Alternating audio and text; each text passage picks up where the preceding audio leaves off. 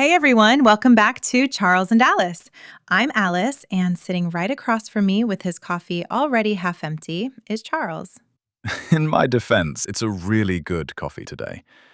Hi, everybody. Great to have you here with us.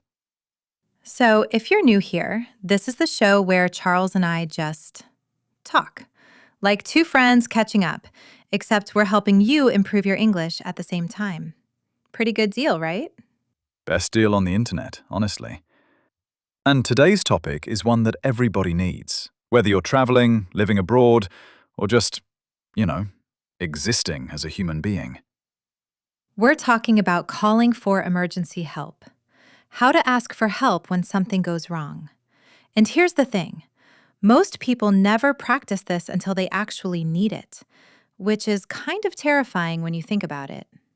Yeah, that's not a great moment to realize you don't know the words. Exactly. So stick with us, because this episode could genuinely be useful one day. And before we dive in, if you find this helpful, hit that like button and subscribe so you never miss an episode. Okay, Charles, let's go. Let's do it.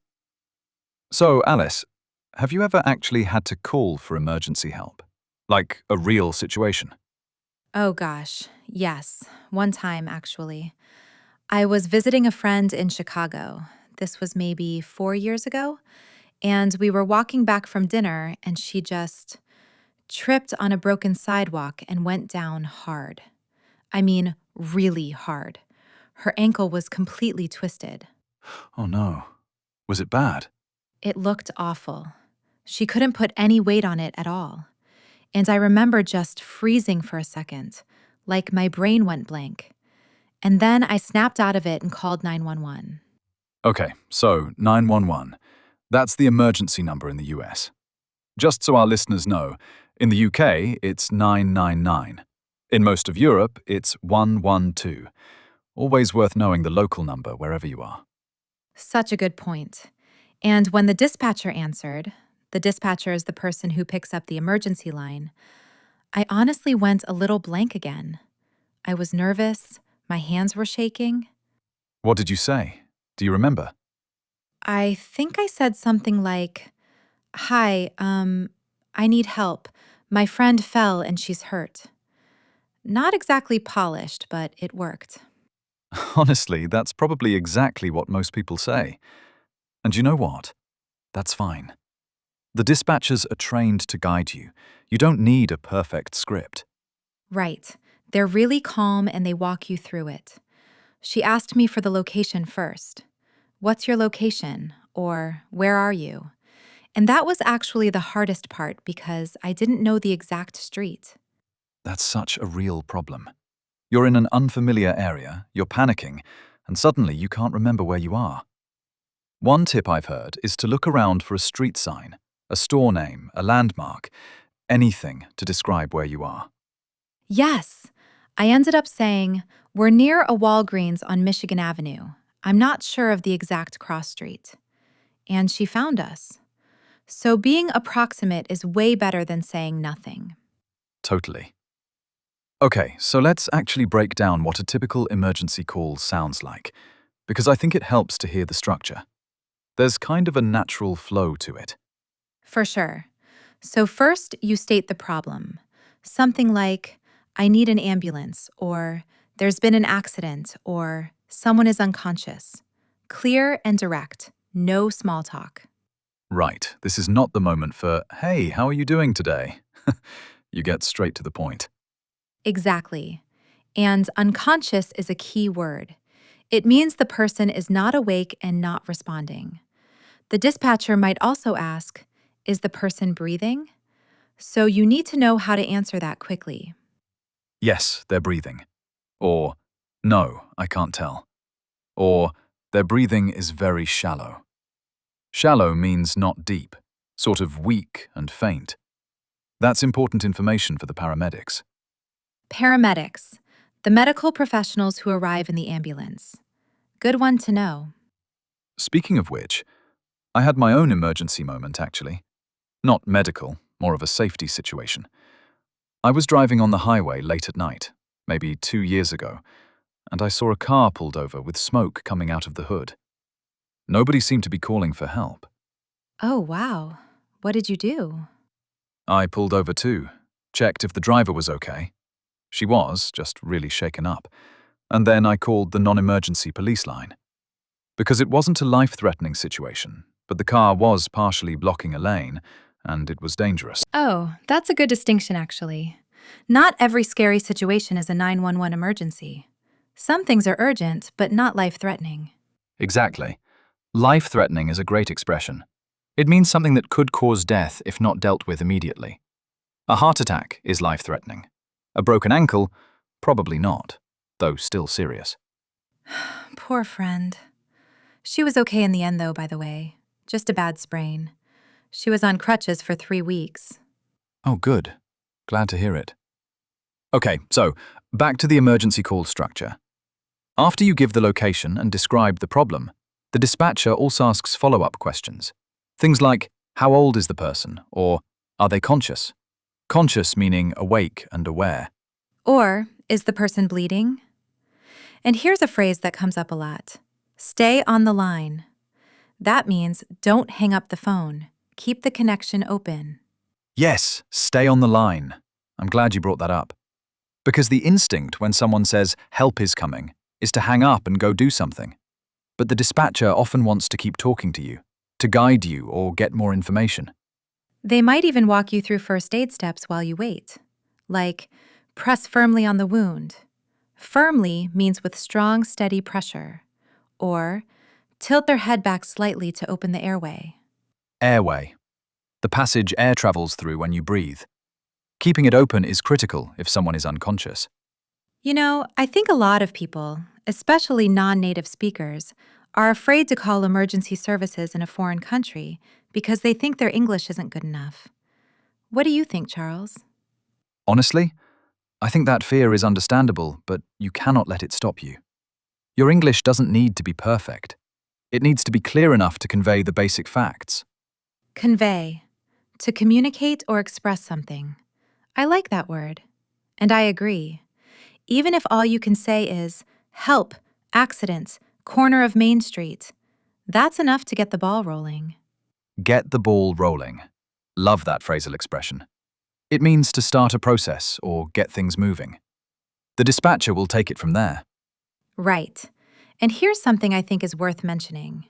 If you truly cannot communicate in English, some emergency services in the US have interpreter services on the line. You can say, I need an interpreter, or do you speak Spanish? Or whatever your language is. That's incredible and honestly underrated information. People don't know that. It varies by location, but it's worth knowing it's sometimes an option. Okay, so let's talk about some specific types of emergencies and the vocabulary that goes with each one, because the words change depending on the situation. Good idea. Let's start with medical. If someone is having a heart attack, key phrases are, he's clutching his chest, she's having chest pains, or he collapsed suddenly. Collapsed means fell down suddenly and couldn't get up. And if someone is choking, meaning food or an object is blocking their throat and they can't breathe, you'd say, she's choking, she can't breathe. Really urgent, really fast delivery on that one. Yeah, choking is one of those situations where every second counts. That phrase, every second counts, means there's no time to waste. What about a fire? That's a different kind of emergency. Right, so for a fire, you'd call 911 and say, there's a fire at, and then give the address. Or, the building is on fire. You might also say, there are people trapped inside. Trapped meaning they can't get out. Trapped is such a vivid word. And you might hear the firefighter or dispatcher ask, is everyone out of the building? Meaning, has everyone evacuated? Has everyone left safely? For a car accident, useful phrases are, there's been a collision on Route 9. A car ran a red light and hit another vehicle. Or, the driver appears to be injured. Appears to be is useful because you're not a doctor. You're describing what you see. Oh, I love that nuance. Appears to be. It seems like, from what I can observe. So you're not making a medical judgment, You're reporting what you see. That's actually really important. Exactly. You might also say, the person is in and out of consciousness, meaning they keep going from awake to unresponsive. That tells the paramedics it's serious. In and out of consciousness. That's a really common phrase in medical contexts. Good one. By the way, I want to circle back to something. What about mental health emergencies? Like if someone is in a serious crisis? That's also something people might need to call for help about. Yeah, that's really important to include. In the US, there's the 988 Suicide and Crisis Lifeline. You just dial 988. And you might say, I'm worried about a friend. I think they might hurt themselves. Or, I need to speak to someone. I'm not okay. Those phrases take courage to say, but they're so important. I'm not okay. Simple, direct, powerful. And the people on those lines are trained specifically for this. Absolutely. Asking for help is never a sign of weakness. It's actually the bravest thing you can do in a tough moment. And knowing the words makes it just a little bit easier. Well said. Okay, here's something I've been thinking about. What's your take on having a little mental script ready? Like rehearsing what you'd say before you ever need it. I'm a little torn on that, actually. On one hand, yes, knowing the vocabulary ahead of time reduces panic. On the other hand, every emergency is different, so a rigid script might not help. Fair point. I think it's less about memorizing a script and more about knowing the key words and not being afraid of them. Like knowing words like ambulance, unconscious, bleeding, chest pain. Just having those ready in your mind. Yes, I think that's the sweet spot. Sweet spot. The ideal balance, the perfect middle ground. Knowing enough to feel confident without being rigid. And honestly, one of the best things our listeners can do is just say these phrases out loud a few times. Like literally say, I need an ambulance. There's been an accident. Please hurry. Your mouth needs to practice them too. That sounds a little dramatic if you're just sitting at home, but it actually works. Muscle memory is real. Totally real. Athletes do it, actors do it. Why not language learners? It's called mental rehearsal, and it genuinely reduces reaction time in a stressful situation. Okay, one more scenario I want to touch on. What if you're the one who needs help and you're alone? Like you're injured and you have to call for yourself. That's actually harder, isn't it? Because you're scared, maybe in pain, maybe disoriented. Disoriented meaning confused, not sure what's happening around you. Right. And in that case, the first thing is just to get the call made, even if you can only speak in fragments. Help! I fell! I'm alone! I can't move! 4 sentences. That's enough. And if you can unlock your door or leave it open before help arrives, the dispatcher might actually suggest that. Can you unlock your door so the paramedics can get in? Such a practical thing that you'd never think of in a panic, but it matters a lot. There's also a feature on most smartphones now where you can trigger an emergency call without dialing, usually by pressing the side button several times quickly. Worth knowing for your own phone. Oh, so true. Technology has really changed the game here. And most smartphones can also share your GPS location automatically when you call emergency services, which solves that whole, I don't know where I am problem. Changed the game. Another great expression. It means something has completely transformed the way things are done. Smartphones have absolutely changed the game for emergency response.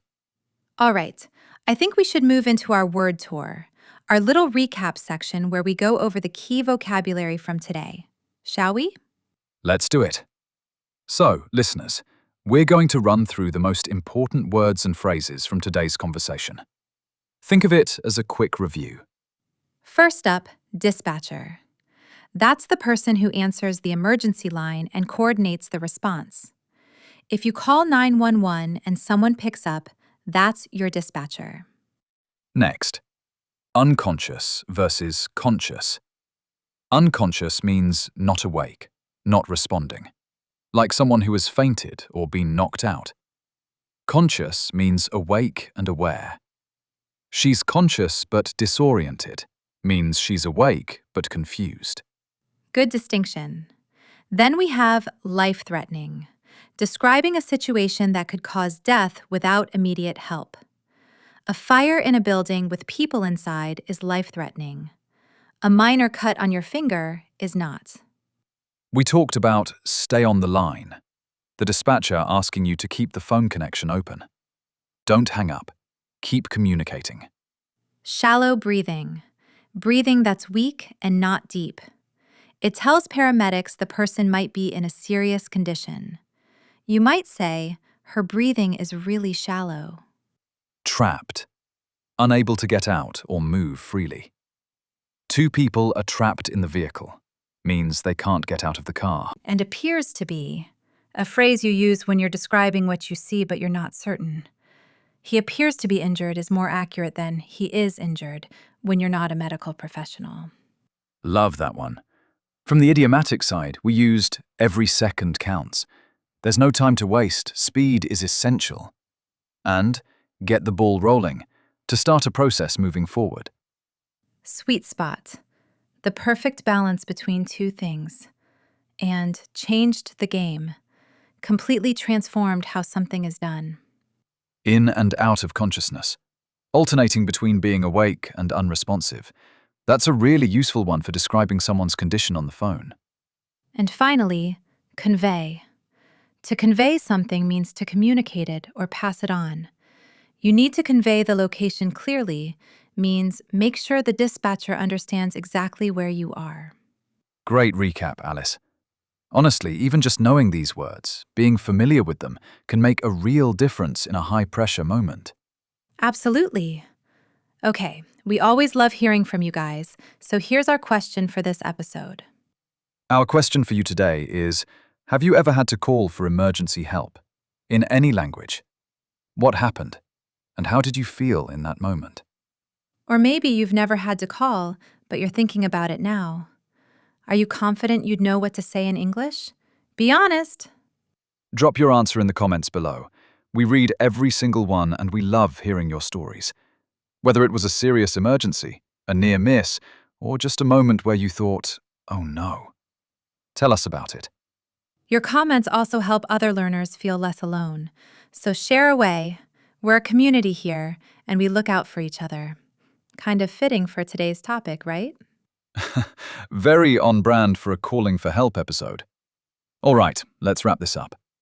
Thank you so much for spending time with us today. Genuinely, we know you have a million things competing for your attention, and the fact that you chose to hang out with Charles and me means a lot. If today's episode gave you something useful, a phrase, a word, a little more confidence, then we did our job. And if you want more of this, hitting that subscribe button and ringing the notification bell is the best way to make sure you never miss us.